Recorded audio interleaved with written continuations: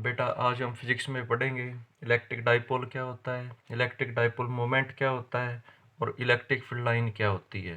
तो सबसे पहले पढ़ेंगे इलेक्ट्रिक डाइपोल क्या होता है।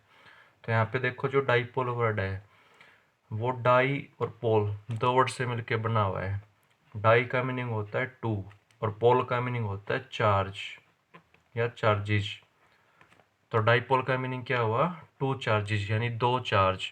और कौन से दो चार्ज, जो इक्वल हो और अपोजिट हो। जैसे हमने एक चार्ज मान लिया माइनस क्यू, किसी भी एक पॉइंट पे कौन सा चार्ज मान लिया माइनस क्यू, और दूसरा जो चार्ज है वो हमने दूसरे पॉइंट पे माना है और वो कौन सा है प्लस क्यू। और ये दोनों ऐसे है कि इनके बीच में कुछ डिस्टेंस है, ठीक है। तो जब कोई भी दो चार्ज हो और दोनों कैसे हो एक दूसरे के इक्वल, ठीक है, दोनों चार्ज कैसे हो एक दूसरे के इक्वल, लेकिन कैसे हो अपोजिट हो, एक माइनस क्यू है तो दूसरा प्लस क्यू। तो जब कोई भी दो चार्ज हो और दोनों क्या हो एक दूसरे के इक्वल हो और अपोजिट हो और जिनके बीच में कुछ डिस्टेंस हो, तो उन चार्जेज का नाम क्या होता है, इलेक्ट्रिक डाइपोल। तो इलेक्ट्रिक डाइपोल क्या होता है, एक पेयर होता है, किसका pair, pair of equal, pair of equal and opposite charges which are separated by some distance, ठीक है। अब यहाँ पे देखो ये जो चार्ज है, जैसे हमने एक चार्ज पॉइंट ए पे ले लिया, दूसरा ले लिया पॉइंट बी पे, तो इनका एक सेंटर होगा, उस सेंटर को हमने डिनोट कर दिया ओ से। अब ओ से फर्स्ट चार्ज की जो डिस्टेंस है वो मानी जाती है या तो स्मॉल ए या फिर स्मॉल एल। तो हम यहाँ पे मान के चल रहे हैं स्मॉल ए। तो दूसरे चार्ज की भी डिस्टेंस क्या होगी सेंटर से, स्मॉल ए, और दोनों के बीच की जो टोटल डिस्टेंस है वो क्या हो जाएगी, 2a। तो हमेशा जो इक्वल और अपोजिट चार्जेज होते हैं उनके बीच की डिस्टेंस क्या मानी जाती है, 2a, ठीक है। तो इलेक्ट्रिक डाइपोल क्या होता है, इलेक्ट्रिक डाइपोल एक पेयर होता है, किसका पेयर, इक्वल और अपोजिट चार्जेस का जिनके बीच में कुछ डिस्टेंस हो, और वो डिस्टेंस कितनी होती है इनके बीच की, वो होती है 2a। और इस 2a को क्या बोला जाता है, लेंथ ऑफ डाइपोल। इसको और क्या बोला जाता है, डिस्टेंस को लेंथ ऑफ डाइपोल, ठीक है। तो ये कुछ बातें इलेक्ट्रिक डाइपोल के बारे में। अब पढ़ेंगे इलेक्ट्रिक डाइपोल मोमेंट। अब जो हम पढ़ रहे हैं वो क्या है, इलेक्ट्रिक डाइपोल मोमेंट, और इसका जो सिंबल है वो होता है स्मॉल p। डाइपोल मोमेंट को किससे डिनोट करते हैं, स्मॉल p से। और ये वेक्टर क्वांटिटी होती है, इसलिए इसके ऊपर क्या आएगा, एरो आएगा। अब डाइपोल मोमेंट क्या होता है, देखो डाइपोल मोमेंट होता है एक प्रोडक्ट। डाइपोल मोमेंट क्या होता है, एक प्रोडक्ट, किसकी product, product of either charges. Either का मतलब ये चार्ज तुम प्लस में भी ले सकते हो और ये माइनस में भी, क्योंकि दोनों की वैल्यू इक्वल होती है। तो it is the product of either charges with the distance between them. यानी जब चार्ज की मल्टीप्लाई चार्ज का जो मैग्नीट्यूड है, ठीक है, तो जो चार्ज का मैग्नीट्यूड है उसकी मल्टीप्लाई उनके बीच की डिस्टेंस से कर देते हैं, तो वो रिजल्ट क्या कहलाता है, डाइपोल मोमेंट। तो डाइपोल मोमेंट क्या होता है, it is the product of magnitude of either charges with the distance between them. तो शॉर्ट फॉर्म में इसको लिख सकते हैं P equal to q into 2a। तो ये डाइपोल मोमेंट होता है, ठीक है। और ये वेक्टर क्वांटिटी है, तो इसलिए इसको ऐसे लिख सकते हो P equal to q into 2a, और 2a डिस्टेंस है तो इसको एक डिस्प्लेसमेंट बोला जाएगा क्योंकि स्ट्रेट लाइन में होती है, तो इसके ऊपर भी क्या आएगा, एरो आएगा। अब जो डाइपोल मोमेंट है इसकी यूनिट क्या होती है, तो जो डाइपोल मोमेंट है उसकी जो यूनिट है वो क्या होगी, चार्ज की कूलम और डिस्टेंस की मीटर, तो कूलम मीटर ये इसकी डिस्टेंस होती है, ठीक है। तो आपको याद रखना हमेशा जो डाइपोल मोमेंट है उसमें जो चार्जेज है उनके बीच की जो डिस्टेंस हो हमेशा आप 2a लोगे, ठीक है। एक चार्ज से दूसरे के बीच की डिस्टेंस हमेशा क्या लेनी है आपको, 2a। ए होती है सेंटर से, वो ध्यान रखना है। अब जो डाइपोल मोमेंट है वो कौन सी क्वांटिटी होती है, ये होती है वेक्टर क्वांटिटी। ये कौन सी क्वांटिटी है, वेक्टर। तो वेक्टर तो इसकी एक डायरेक्शन होगी, और वो डायरेक्शन क्या होती है, वो डायरेक्शन होती है direction of dipole moment is from positive to, वो sorry negative to positive charge. Dipole moment की डायरेक्शन कैसे होती है, नेगेटिव टू पॉजिटिव चार्ज। जैसे यहाँ पे नेगेटिव चार्ज, यहाँ पे पॉजिटिव चार्ज है, तो डाइपोल मोमेंट की डायरेक्शन कैसे होगी, नेगेटिव से पॉजिटिव चार्ज की तरफ होती है, आपको याद रखना है। तो डाइपोल मोमेंट की जो डायरेक्शन है वो इलेक्ट्रिक फील्ड इंटेंसिटी की क्या होती है, अपोजिट। इलेक्ट्रिक फील्ड इंटेंसिटी की तो कैसे थी, इलेक्ट्रिक फील्ड इंटेंसिटी की थी पॉजिटिव से नेगेटिव, लेकिन डाइपोल मोमेंट की कैसी होती है, नेगेटिव से पॉजिटिव। ठीक है, ये आपको ध्यान में रखना है। अब जो बातें पढ़ेंगे हम, ये तो कुछ डाइपोल मोमेंट की बातें हैं। अब पढ़ेंगे इलेक्ट्रिक फील्ड लाइन के बारे में। तो अपना जो नेक्स्ट टॉपिक है वो क्या है, इलेक्ट्रिक फील्ड लाइन। ठीक है, तो इलेक्ट्रिक फील्ड लाइन क्या होती है, यहाँ पे देखो जो लाइन वर्ड है ये दिखाता है पाथ को, पाथ यानी एक रास्ता। और ये जो पाथ है कैसा हो सकता है, ये पाथ स्ट्रेट भी हो सकता है और ये पाथ कर्व्ड भी हो सकता है, यानी ये जो रास्ता है ये बिल्कुल सीधा भी हो सकता है, फिर टेढ़ा भी हो सकता है। तो इलेक्ट्रिक फील्ड लाइन क्या होती है, इलेक्ट्रिक फील्ड लाइन एक ऐसा पाथ होता है, यानी एक पाथ के बारे में बताता है जो कैसा हो सकता है, स्ट्रेट और कर्व्ड। कैसे, देखो जैसे हमने यहाँ पे एक चार्ज ले लिया और ये चार्ज कौन सा है, ये चार्ज हमने ले लिया पॉजिटिव, और दूसरा चार्ज यहाँ पे कौन सा है, नेगेटिव।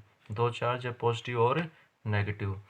तो यहाँ पे जो पॉजिटिव चार्ज है, अगर हम बात करें इलेक्ट्रिक फील्ड की डायरेक्शन की, तो इलेक्ट्रिक फील्ड की डायरेक्शन कैसे होती है, पॉजिटिव से नेगेटिव। अगर हमने ऐसे शो कर दिया तो इस पाथ का नाम होगा स्ट्रेट, ये कैसा पाथ है, स्ट्रेट। लेकिन इलेक्ट्रिक फील्ड लाइन को आप ऐसे भी दिखा सकते हो। तो अगर हमने इसको ऐसे डिनोट कर दिया तो ये पाथ कौन सा होगा, ये कर्व्ड होगा। ठीक है, इसको आप ऐसे भी दिखा सकते हो। तो यहाँ पे जो इलेक्ट्रिक फील्ड लाइन है वो किसके बारे में बताता है, एक पाथ के बारे में। तो इलेक्ट्रिक फील्ड लाइन एक पाथ होता है जो कैसा हो सकता है, ये ऐसा पाथ है जो स्ट्रेट भी हो सकता है या फिर कर्व्ड भी हो सकता है। और इस पाथ के किसी भी पॉइंट पे अगर एक टेंजेंट बना देते, जैसे ये पॉइंट है इस पे हमने एक टेंजेंट बना दिया, या ये एक पॉइंट है इस पे हमने एक टेंजेंट बना दिया, या ये एक पॉइंट है इस पे हमने टेंजेंट बना दिया, तो किसी भी पॉइंट पे अगर टेंजेंट बनाओगे तो वो टेंजेंट हमेशा क्या देगा, इलेक्ट्रिक फील्ड इंटेंसिटी की डायरेक्शन बताता है। तो इलेक्ट्रिक फील्ड इंटेंसिटी की डायरेक्शन कैसे होगी, पॉजिटिव से नेगेटिव। तो दोबारा से बता रहे हैं, इलेक्ट्रिक फील्ड लाइन एक ऐसा पाथ होता है जो स्ट्रेट भी हो सकता है या फिर कर्व्ड भी हो सकता है, और उस पाथ के किसी भी पॉइंट पे अगर आप टेंजेंट बना देते हो तो वो टेंजेंट हमेशा क्या देगा, इलेक्ट्रिक फील्ड इंटेंसिटी की डायरेक्शन। तो ये इसकी डेफिनेशन है। आगे आ जाती है इसकी प्रॉपर्टी। तो जो इलेक्ट्रिक फील्ड लाइन है उसकी क्या क्या प्रॉपर्टीज होती है वो पढ़ेंगे। तो फर्स्ट प्रॉपर्टी क्या है कि जो इलेक्ट्रिक फील्ड लाइन है उसकी जो डायरेक्शन है वो कैसे होती है, पॉजिटिव से नेगेटिव। यानी जो इलेक्ट्रिक फील्ड लाइन है वो स्टार्ट होती कहाँ से, पॉजिटिव चार्ज से, और एंड होती कहाँ पे, नेगेटिव चार्ज पे। तो इलेक्ट्रिक फील्ड लाइन स्टार्ट होगी पॉजिटिव चार्ज से और एंड कहाँ पे होती है, नेगेटिव चार्ज पे। और आप ऐसे भी दिखा सकते हैं इसको, ये नेगेटिव चार्ज है तो यहाँ पे भी बहुत सारी कर्व्ड लाइन होगी, यहाँ पे भी बहुत सारी कर्व्ड लाइन होगी, यानी कर्व्ड पाथ होगा। और इस पाथ के हिसाब से ये नेगेटिव चार्ज है तो इलेक्ट्रिक फील्ड इंटेंसिटी की डायरेक्शन कैसे होती है, पॉजिटिव से नेगेटिव। तो ये नेगेटिव है तो नेगेटिव की तरफ ऐसे शो करोगे एरो, तो नेगेटिव की तरफ है। अगर यहाँ पे इस कर्व्ड पाथ को दिखाते हो आप तो कैसे बनेगा, ये पॉजिटिव से स्टार्ट होती है तो पॉजिटिव से आउटवर्ड होगी। तो इलेक्ट्रिक फील्ड लाइन कैसे होती है, पॉजिटिव से तो क्या होगी, आउटवर्ड, और नेगेटिव के क्या होती है, इनवर्ड। इनवर्ड यानी अंदर की तरफ। ठीक है, तो इलेक्ट्रिक फील्ड लाइन की फर्स्ट प्रॉपर्टीज क्या है, फर्स्ट प्रॉपर्टीज है कि इलेक्ट्रिक फील्ड लाइन स्टार्ट होती है पॉजिटिव चार्ज से और एंड होती है नेगेटिव पे। तो पॉजिटिव से स्टार्ट होके कहाँ पे एंड होगी, नेगेटिव पे एंड होगी। यानी पॉजिटिव के आउटवर्ड होती है और नेगेटिव के इनवर्ड होती है।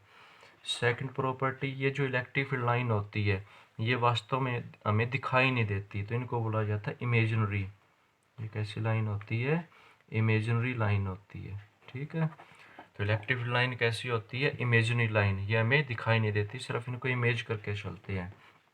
तीसरा पॉइंट है कि कोई भी एक पॉइंट है, जैसे यहाँ पे एक पॉइंट है, तो इस पॉइंट पे कभी भी दो इलेक्ट्रिक फील्ड लाइन एक दूसरे को क्रॉस नहीं कर सकती। जैसे एक लाइन ये है और दूसरी ये है, तो ऐसा कभी भी नहीं हो सकता कि किसी भी एक पॉइंट को दो इलेक्ट्रिक फील्ड लाइन क्रॉस कर जाए, क्योंकि यहाँ पे इस इलेक्ट्रिक फील्ड लाइन के हिसाब से अगर यहाँ पे पॉजिटिव चार्ज है तो नेगेटिव यहाँ पे हुआ, लेकिन इस इलेक्ट्रिक फील्ड लाइन के हिसाब से अगर पॉजिटिव चार्ज है तो इसके हिसाब से नेगेटिव फिर यहाँ पे हुआ।